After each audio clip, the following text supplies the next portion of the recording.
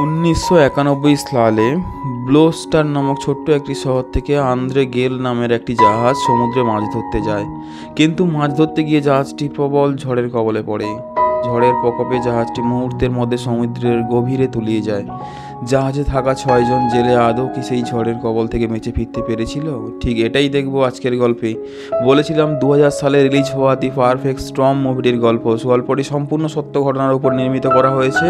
তাহলে আর দেরি না করে চলুন আজকের গল্পটি শুরু করা যাক। সময়টা 1991 সাল। ব্লোস্টার নামের ছোট্ট একটি শহর। সমুদ্র থেকে 2টি জাহাজ বন্দরের উদ্দেশ্যে ফিরে আসে। জাহাজগুলো সমুদ্রে মাছ ধরতে গিয়েছিল।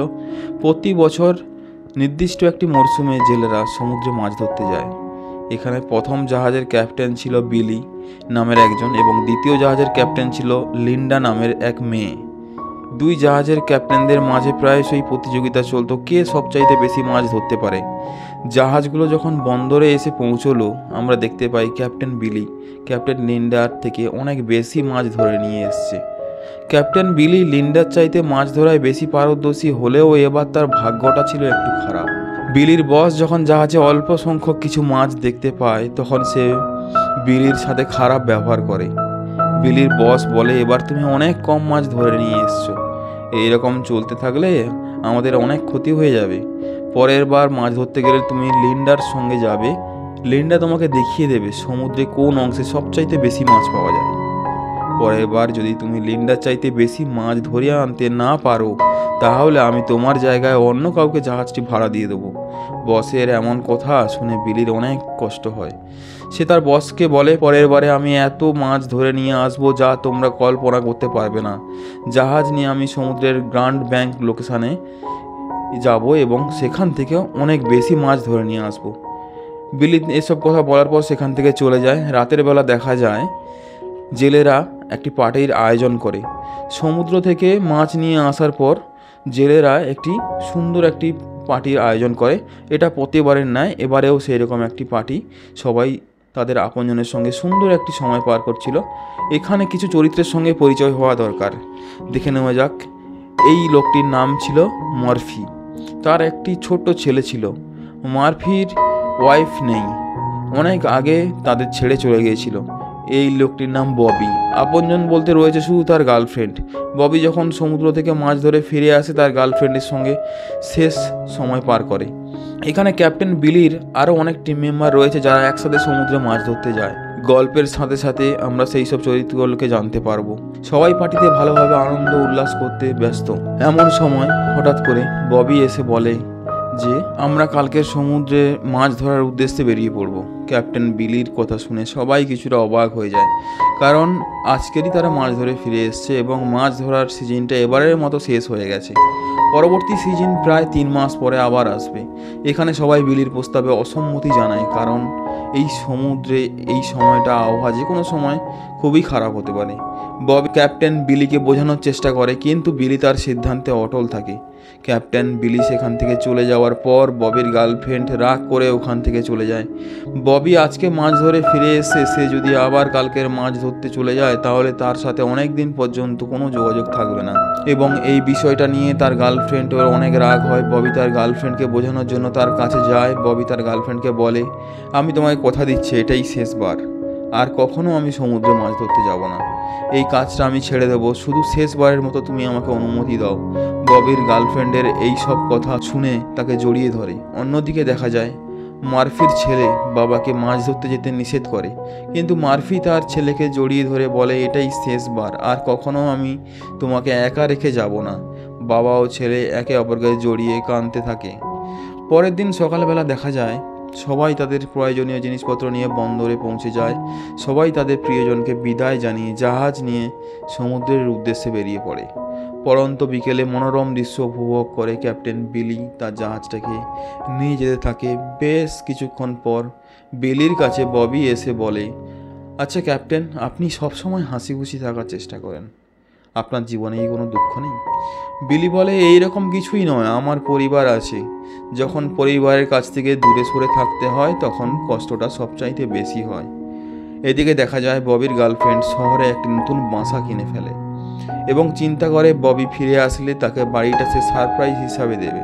অন্যদিকে দেখা যায় রাতের বেলা ঘুমোতে যাওয়ার সময় ববি তার ব্যাগের মধ্য থেকে একটি চিঠি খুঁজে পায়। চিঠিটা তার গার্লফ্রেন্ডের ছিল। চিঠিতে লেখা ছিল, প্রিয় ববি, আমি জানি না তুমি এই সময় কোথায় আছো, কিভাবে আছো, কিন্তু সৃষ্টিকর্তার কাছে প্রার্থনা করি তুমি কাজ শেষে ভালোভাবে ফিরে এসো। ফিরে আসলে তোমার জন্য একটি সারপ্রাইজ রেখেছি, আশা করছি তোমার অনেক ভালো লাগবে। ববি তার গার্লফ্রেন্ডকে চিঠিটা পড়ে এবং অনেক খুশি হয়। অন্যদিকে দেখা যায় আবহাওয়া অফিসের আবহাওয়াবিদরা বারোমুন্ডা ট্রায়াঙ্গেলের দিকে অস্বাভাবিক কিছু লক্ষ্য করে। জানা যায় বারোমুন্ডা ট্রায়াঙ্গেলের দিকে দ্রুত একটি ঝড় ধেয়ে আসছে, অর্থাৎ স্যাটেলাইটের মাধ্যমে তারা উপলব্ধি করতে পেরেছে বড় কোনো ঘূর্ণিঝড় বারোমুন্ডা ট্রায়াঙ্গেলের কাছাকাছি উৎপন্ন হতে পারে। এদিকে দেখা যায় ক্যাপ্টেন বিলি তার জাহাজ নিয়ে গ্র্যান্ড ব্যাংকসে পৌঁছে গিয়েছিল। বিলি একটি মিটারের সাহায্যে সমুদ্রের পানি টেম্পারেচার মেপে নেয়। টেম্পারেচার স্বাভাবিক দেখে বিলি জাহাজের সব কর্মচারীদের মাছ ধরার জন্য প্রস্তুত হতে বলে, অর্থাৎ মাছ ধরার জন্য উপযুক্ত সময়। সবাই ক্যাপ্টেনের কথা মতো একে একে সমুদ্রে ফিশিং রড ও হুক লাইন ফেলতে থাকে। অনেকটা বড়শির মতো কাজ করে এবং ফিশিং লাইনটা বড় বড় মাছ ধরার কাজে আসবে। যাই হোক, ফিশিং রড ও হুকগুলো সমুদ্রে লাইন করতে করতে রাত ঘনিয়ে আসে। তাদের কার্যক্রম ঠিকভাবেই চলছিল, কিন্তু হঠাৎ করেই দেখা যায় সালি ও মার্ফির মধ্যে একটা বিষয় নিয়ে ঝগড়া বেঁধে যায়। দুজনে দুজনকে গালিগালাজ করতে শুরু করে। তাদের ঝগড়া চিৎকার শুনে ক্যাপ্টেন বিলি সেখানে চলে আসে, দুজনকে থামিয়ে দেয়। সালি ও মার্ফির মধ্যে প্রায়ই এইরকম ঝগড়া বেঁধে যায়। দুজনকে একদম সহ্য করতে পারে না ক্যাপ্টেন বিলি। তার আশেপাশে এই ধরনের অপেশাদার আচরণে ক্ষুব্ধ ছিল। সমুদ্রের লাইন করা হয়ে গেলে সবাই নিজের ক্যাবিনে চলে যায় এবং ঠিক ভোরবেলা 4টের দিকে ক্যাপ্টেন হর্ন বাজিয়ে সবাইকে এক জায়গায় একত্রিত করে সমুদ্রে মাছ ধরার জন্য যে লাইন করেছিল এই লাইনগুলো টেনে তোলার সময় হয়ে গেছে। জেলেরা সবাই একে একে লাইনগুলো টেনে উপরে তুলতে থাকে, কিন্তু অধিকাংশ হুকগুলো খালি ছিল। ক্যাপ মাছ না পেয়ে বেশ চিন্তিত হয়ে পড়ে, কিন্তু হঠাৎ করে তারা লক্ষ্য করে পরের লাইনগুলোতে বড় বড় বেশ অনেকগুলো মাছ আটকা পড়েছে। সবাই অনেক খুশি হয় এবং একের পর এক বড় মাছগুলোকে হুকের সাহায্যে উপরে টেনে তুলতে থাকে।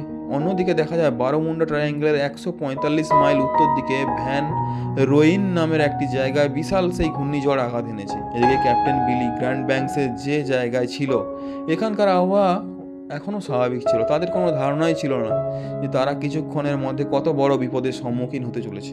ভোরবেলার দিকে তারা প্রচুর মাছ পেলে ও বেলা বাড়ার সাথে সাথে মাছের সংখ্যা কমে এসেছিল। তারা একের পর এক লাইন তুললেও বড় কোনো মাছ ধরা পড়ছিল না।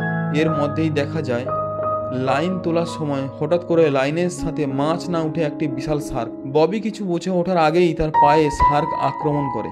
ক্যাপ্টেন বিলি ববিকে বাঁচানোর জন্য তৎকালীন শার্কের মাথায় বন্দুক দিয়ে গুলি করে। ববির পায়ের অবস্থা বেশ গুরুতর ছিল। ফার্স্ট এডের সাহায্যে তাকে প্রাথমিক চিকিৎসা দেওয়া হয়। ক্যাপ্টেন বিলি ও সবাই মাছ না পেয়ে কিছুক্ষণের জন্য কাজ বন্ধ করে দেয়। ববি কেবিনে এসে বিলিকে বলে, আমাদের ফিরে যাওয়া উচিত, কারণ এবারে আমরা তেমন মাছ পাচ্ছি না। বিলি বলে, আমরা সেই দিনই ফিরে যাব যেদিন আমরা জাহাজ ভর্তি করে মাছ নিয়ে যাব, না তো তাহলে আমরা কোনোদিনও আমরা ফিরে যাব না। আমি বুঝতে পেরে মাছ ধরতে না পারায় বিলির মনে ভালো নেই। ববি আর কথা না বাড়িয়ে সেখান থেকে চলে যায়। কিছুক্ষণের মধ্যেই আবার রাত ঘনিয়ে আসে। সবাই মাছ ধরার জন্য আবারও লাইন ফেলতে শুরু করে, কিন্তু এবার লাইন ফেলার সময় তাদের সাথে একটি দুর্ঘটনা ঘটে যায়। মার্ফি ও স্যালি আবার ঝগড়া করতে করতে লাইন ফেলছিল এবং লাইন ফেলার সময় ভুলবশত ফিশিং রডের একটি হুক মার্ফির হাতে গেঁথে যায়। মার্ফি মুহূর্তের মধ্যেই সমুদ্রের ছিটকে চলে যায়। বেশ কিছু সময় ধরে যখন মার্ফির কোনো আওয়াজ পায় না, তখন সে পেছনে ঘুরে দেখে মার্ফি সেখানে নেই। আসলে সবাই যে যার কাজে ব্যস্ত থাকায় মার্ফি সমুদ্রে পড়ে গেছে এটা কেউ খেয়ালই করেনি। স্যালি যখন বুঝতে পারে মার্ফি সমুদ্রে পড়ে গেছে, তখন সে এক মুহূর্ত দেরি না করে সমুদ্রে ঝাঁপ দিয়ে মার্ফিকে উদ্ধার করতে যায়। সমুদ্রে অনেকটা গভীরে গিয়ে তারা মার্ফিকে উদ্ধার করে জাহাজে নিয়ে আসে। সবাই মনে করে মার্ফি হয়তো মারা গেছে, কিন্তু ক্যাপ্টেন বিলি বুঝতে পারে হয়তো সে জ্ঞান হারিয়ে ফেলেছে। বিলি আর দেরি না করে মার্ফির পেটে বারবার হাত দিয়ে চাপ দিলে মার্ফির জ্ঞান ফিরে আসে। মার্ফিকে জীবিত অবস্থায় দেখে সবাই অনেক খুশি হয়। বিলি তাকে চিকিৎসার জন্য কেবিনে নিয়ে আসে। মার্ফির হাতে যে হুক আটকে গিয়েছিল অতি সাবধানতায় সাথে সেটা কেটে বার করে দেয় এবং ভালোভাবে তার হাতে ব্যান্ডেজ করে দেয়। মার্ফি ক্যাপ্টেন বিলিকে জিজ্ঞেস করে, আমি সমুদ্রে ওপরে যাওয়ার পর আমাকে কে বাঁচিয়েছে? মার্ফির প্রশ্নের উত্তরে বিলি বলে, তোমার সব থেকে ভালো শত্রু স্যালি তোমাকে বাঁচিয়েছে। সে সবার আগে বুঝতে পেরে সমুদ্রে ঝাঁপ দিয়েছিল। মার্ফি বিলির মুখে থেকে এইসব শোনার পর কিছুতেই বিশ্বাস করতে পারছিল না যে স্যালি তাকে বাঁচিয়েছে, কারণ যার সাথে সে প্রতিনিয়ত ঝগড়া করে, মারামারি করে, সে লোকটাই তার প্রাণ বাঁচিয়েছে। মার্ফি বেশ অবাক হয়ে কিছুক্ষণ পর মার্ফি স্যালের কাছে গিয়ে তাকে ধন্যবাদ জানায় এবং তার কাছে ক্ষমাও চেয়ে নেয়। এদিকে ক্যাপ্টেন বিলির সাথে ক্যাপ্টেন লিন্ডার রেডিওর মাধ্যমে যোগাযোগ হয়। ক্যাপ্টেন লিন্ডা ক্যাপ্টেন বিলিকে ঝড়ের বিষয়ে সাবধান করে দেয় এবং ফিরে আসতে বলে, কিন্তু বিলি এখানে লিন্ডার কোনো কথায় গুরুত্ব দেয় না। বিলি মনে করে লিন্ডা তার থেকে বেশি মাছ ধরার জন্য এইসব চালাকি করছে। বিলি লিন্ডার কথা না শুনেই ফোন রেখে দেয়। অন্যদিকে দেখা যায় পরিবারের লোকেরা টিভিতে ঝড়ের সংবাদ দেখে অনেক চিন্তায় পড়ে যায়। আপনজনদের জন্য সবাই সৃষ্টিকর্তার কাছে প্রার্থনা করতে শুরু করে দেয়। এদিকে দেখা যায় ক্যাপ্টেন বিলি পর্যাপ্ত মাছ না পাওয়ায় বিলি সিদ্ধান্ত নেয় তারা গ্র্যান্ড ব্যাংক থেকে আরও কিছুটা সামনে এগিয়ে যাবে, অর্থাৎ ফ্লেমিশ কাপের দিকে তারা এগিয়ে যাবে। ফ্লেমিশ কাপের দিকে মাছ পাওয়ার সম্ভাবনা যত বেশি ছিল, তার সাথে বিপদের আশঙ্কা তত বেশি ছিল। ক্যাপ্টেন বিলির জেদ এমন পর্যায়ে পৌঁছে গিয়েছিল, সামান্য কিছু মাছ ধরার জন্য সে সবার জীবনকে বিপদে ফেলতে চেয়েছিল। কিছুক্ষণের মধ্যেই ক্যাপ্টেন বিলি তার জাহাজ নিয়ে ফ্লেমিশ কাপে পৌঁছে যায়। ফ্লেমিশ কাপে পৌঁছানোর পর তারা সমুদ্রে মাছ ধরার জন্য লাইন ফেলতে শুরু করে দেয়। দেখা যায় যখন তারা লাইন টেনে উপরে তুলতে থাকে তখন তারা বেশ বড় বড় মাছ ধরতে শুরু করে। ক্যাপ্টেন বিলি ও সবাই বড় বড় মাছ দেখে খুশিতে আত্মহারা হয়ে যায়। এত মাছ তারা এর আগে কখনো একসাথে ধরতে পারেনি। ক্যাপ্টেন বিলি বেশ আনন্দিত ছিল, এবার সে ক্যাপ্টেন লিন্ডাকে খুব সহজেই হারিয়ে দেবে। সবাই বিশাল বড় বড় মাছ একের পর এক বোটে টেনে তুলছিল, কিন্তু এই খুশির মুহূর্তের মধ্যে হঠাৎ করে একটি দুঃসংবাদ আসে। জাহাজের ভেতর থেকে এসে এক জেলে সে ক্যাপ্টেনকে জানায় জাহাজে বরফ তৈরি করার মেশিনটা নষ্ট হয়ে গেছে। এখন আর মাছ ধরে কোনো লাভ নেই, কারণ বরফ তৈরি করতে না পারলে সব মাছই পচে যাবে। সংবাদটি শোনার পর ক্যাপ্টেন সবার অনেক মন খারাপ হয়ে যায়। এই তো মাত্র তারা অনেক বেশি মাছ ধরতে শুরু করেছিল, কিন্তু এখানেই তাদের কিছু করার ছিল না। ক্যাপ্টেন বিলি সহ সবাই ফিরে যাওয়ার সিদ্ধান্ত নেয়। যত তাড়াতাড়ি সম্ভব এখন তাদের ফিরে যেতে হবে, নয়তো যে মাছগুলো তারা ধরেছিল সেগুলো বরফের অভাবে পচতে শুরু করবে। ক্যাপ্টেন বিলি নিরাশ হয়ে কেবিনে যায় জাহাজটিকে ঘুরিয়ে নিতে, কিন্তু কেবিনে গিয়ে দেখতে পায় তাদের কাছে একটি ফ্লেক্স পাঠানো হয়েছে। ফ্যাক্সে ঝড়ের বিষয়ে বিস্তারিত জানানো হয়েছিল। ফ্যাক্স থেকে বিলি অনেক চিন্তিত হয়ে পড়ে এবং বিলি অনেক বেশি দুশ্চিন্তা এই জন্য করছিল কারণ যে রাস্তা ধরে তারা বাড়ি ফিরবে সেই রাস্তার মাঝখানে তারা ঝড়ের কবলে পড়বে, অর্থাৎ ঘূর্ণিঝড় অতিক্রম করেই তাদেরকে এগিয়ে যেতে হবে। বিলি ফ্ল্যাক্সটি পড়ে এসে সব জেলেদেরকে জানায়। বিলি বলে, আমাদের এখন ফিরে যাওয়া উচিত হবে না, সামনে অনেক বড় একটি ঝড় প্রভাবিত হচ্ছে, আমাদের এখানেই কয়েকদিন কাটিয়ে দিতে হবে। ক্যাপ্টেন বেলের কথা শুনে সবাই বলে, কিন্তু এখানে আমরা পড়ে থাকলে জাহাজ এসব মাছ নষ্ট হয়ে যাবে। এত কষ্ট করে আমরা মাছগুলো ধরেছি, চোখের সামনে কিভাবে সব নষ্ট হতে দিতে পারি? আমাদের অনেক বড় ক্ষতি হয়ে যাবে। যেই হোক আমাদের বন্দরে পৌঁছতে হবে। ক্যাপ্টেন বিলি তার সহপাঠীদের কথায় সম্মতি জানায়। বিলি জাহাজকে ঘুরিয়ে ব্লোস্টার শহরের উদ্দেশ্যে রওনা দেয়। ক্যাপ্টেন বিলি ও সবাই এখন উপলব্ধি করতে পারেনি তারা কত বড় বিপদের সম্মুখীন হতে চলেছে। ধীরে ধীরে তারা গ্র্যান্ড ব্যাংক পার হয়ে চলে আসলে আবহাওয়া খারাপ হতে শুরু করে, সমুদ্র স্রোত বাড়তে শুরু করে। এমন সময় গিয়ে বিশাল বড় বড় সমুদ্রের উত্তাল ঢেউ তাদের জাহাজে আছড়ে পড়তে থাকে। ক্যাপ্টেন বিলি এখনও ঝড়টাকে অন্য সব সাধারণ ঝড়ের মতো মনে করছিল, কিন্তু তারা জানতো না এটাই তাদের জীবনের শেষ মুহূর্ত হতে চলেছে। ক্যাপ্টেন বিলি তার জাহাজটিকে আয়ত্ত করার চেষ্টা করছিল। এরই মধ্যে দেখা যায় ক্যাপ্টেন লিন্ডা রেডিওর সাহায্যে ক্যাপ্টেন বিলির সাথে যোগাযোগ করার চেষ্টা করে, কিন্তু ঝড়ের কবলে পড়ায় রেডিও সিগন্যাল দুর্বল হয়ে পড়ায় তাদের মধ্যে যোগাযোগ বিচ্ছিন্ন হয়ে যায়। অন্যদিকে দেখা যায় বারোমুন্ডা ট্রায়াঙ্গেলের কাছাকাছি একটি ট্যুরিস্ট জাহাজ ঝড়ের কবলে পড়ছিল, কিন্তু কোস্টগার্ডের সাথে সঠিক সময় যোগাযোগ করতে পারায় কোস্টগার্ড হেলিকপ্টার দিয়ে তাদেরকে উদ্ধার করে নিয়ে যায়। এদিকে ক্যাপ্টেন লিন্ডা বিলির সাথে যোগাযোগ করতে ব্যর্থ হওয়ায় সে কোস্টগার্ডের সাথে যোগাযোগ করে এবং ক্যাপ্টেন বিলির লোকেশন তাদেরকে জানিয়ে দেয়। ক্যাপ্টেন লিন্ডার বলে দেওয়া লোকেশন অনুযায়ী কোস্টগার্ড একটি হেলিকপ্টার পাঠিয়ে দেয়। প্রচণ্ড ঝড়ের কবলে পড়ে হেলিকপ্টার মুহূর্তের মধ্যে সমুদ্রে আছড়ে পড়ে। এই অবস্থায় আন্দ্রে গিল জাহাজী ক্যাপ্টেন ও জেলেরা বেঁচে ফেরার যে আশাটা হারিয়ে ফেলে। ক্যাপ্টেন বিলি তার জাহাজটাকে সমুদ্রের বিশাল বড় বড় ঢেউয়ের মাঝে আয়ত্ত করার চেষ্টা করেই যাচ্ছিল, কিন্তু এটা ক্যাপ্টেনের বৃথা চেষ্টা ছাড়া আর কিছুই নয়। হঠাৎ একটি বিশাল ঢেউ এসে তাদের জাহাজকে সমুদ্রের গভীরে তুলে নিয়ে যায় এবং এক মুহূর্তের জন্য মনে হয়েছিল হয়তো সবাই ডুবে মারা গেছে, কিন্তু পরক্ষণেই জাহাজটি সোজা হয়ে আবারও মাথা ডিঙিয়ে উপরে উঠে আসে। ক্যাপ্টেন বিলি ও সবাই চিৎকার করে বলে, আমরা এখনো বেঁচে আছি।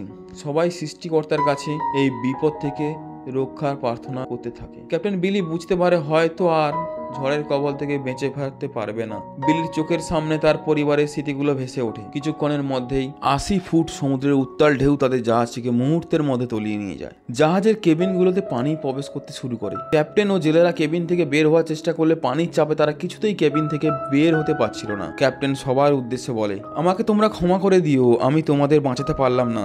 শুধুমাত্র আমার জেদের জন্যই তোমাদের সবাইকে আমি বিপদে ফেললাম।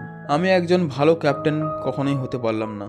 একজন স্বার্থপর হতে পারে না ক্যাপ্টেন। তার ভুল বুঝতে পেরে সবার কাছে ক্ষমা চায়, কিন্তু অনেক দেরি হয়ে গিয়েছিল। দেখা যায় কেবিন থেকে ববি কোনোভাবে বের হয়ে উপরে আসতে পারলেও ক্যাপ্টেন সহ বাকি জেলেরা সবাই ডুবে মারা যায়। ববি সমুদ্রে ভাসতে ভাসতে তার প্রিয়জনের উদ্দেশ্যে বলে, আমার কথাগুলো কি তুমি শুনতে পাচ্ছ? জানি না কিভাবে সব এই হয়ে গেল। ভেবেছিলাম ফিরে গিয়ে তোমাকে নিয়ে সুন্দর একটি পরিবার করব, কিন্তু ভাগ্যের নিষ্ঠুর পরিহার। এক নিমেষেই সব শেষ হয়ে গেল। আমি জানি তুমি আমাকে কখনো ভুলতে পারবে না, কিন্তু সৃষ্টিকর্তা হয়তো এভাবেই আমার মৃত্যু লিখে রেখেছিল। ববি এইসব কথা বলতে বলতে একসময় সেও সমুদ্রের ঢেউয়ের সাথে হারিয়ে যায়। পরের দিন সকালবেলা কোস্ট গার্ড হেলিকপ্টার দিয়ে সমুদ্রের সেই লোকেশনে গিয়ে ক্যাপ্টেন বিলির জাহাজটিকে অনেক খোঁজার চেষ্টা করে, কেউ বেঁচে আছে কিনা তাদেরকে খোঁজার চেষ্টা করে, কিন্তু আন্দ্রে গেল জাহাজ এক টুকরো খণ্ড তারা খুঁজে পায় না। কিছুদিন পর পরিবারের আপনজনেরাও শহরে সবাই মিলে চার্চে ক্যাপ্টেন বিলি ও মারা যাওয়া জেলেদের জন্য প্রার্থনা করে এবং এই গল্পের সমাপ্তি ঘটে। যদি গল্পটি আপনাদের ভালো লেগে থাকে অবশ্যই লাইক কমেন্ট দিতে ভুলবেন না।